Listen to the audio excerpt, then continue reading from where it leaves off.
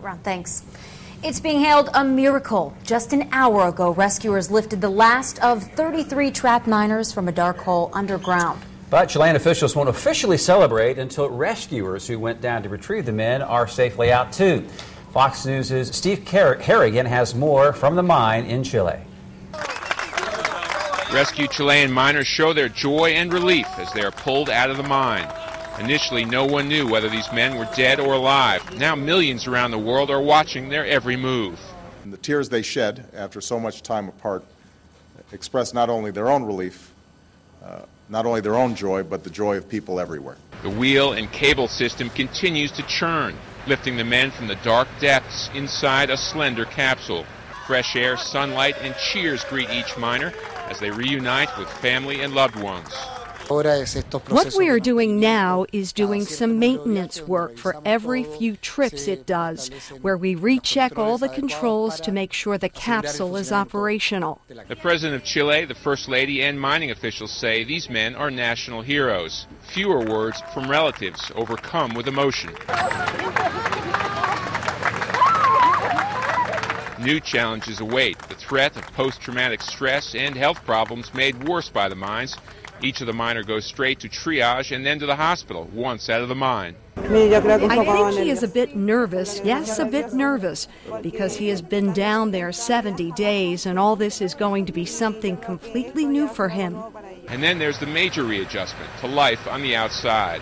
You can rely on your brethren down there to support you. Now you come back and there is this expected dispersion, but it may be that they want their solitude, they want to be with their families.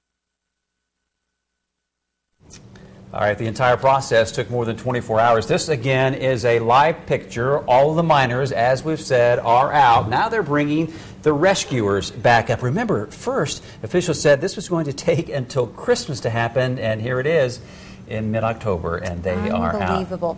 I was watching some of the national coverage in between our newscasts, and I heard one of the reporters say all the men are chanting and all the women are crying. Just such a wide range of emotions down there. I can't even imagine. This is a story, obviously, that everybody loves, including reporters. You know, I think sometimes the media gets a bad rap for the if it bleeds, it leads mentality, but Casey Stiegel of Fox News just happens to be in Evansville. He's from Evansville. He's back home for a wedding this weekend, and he was in for a visit today. And if not for a huge family event, Casey said he'd rather be nowhere else but in Chile covering this story. Reporters love it. Yeah, with the thousands of other reporters from all around the world. There were, I think, 1 billion people watching this rescue mission today. Well, unbelievable. We mentioned it at 6, and this story was repeated over and over again, but people couldn't sleep last night. Right. Even if they would fall asleep, they'd wake up and go back to their TV sets to watch this dramatic scene unfold. Because, like I said, I mean, it is truly hard to believe that they managed to get all 33 out uninjured, and they're coming out in perfect health. It's just a great story. It's great. All right. Got lots more coming up, including the frightening situation those miners were in, that their health challenges could be just beginning. In tonight's Primetime Health, we take a closer look at what they'll have to endure in the next few days.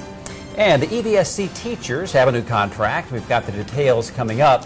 Plus, because it burns Rebecca Lowe's raw for me to make fun of her dead daughter on that page. remember this lady? We first introduced you to her last week when a neighborhood dispute turned terribly ugly. Hear what she's saying now, later on Fox 7 News at 9.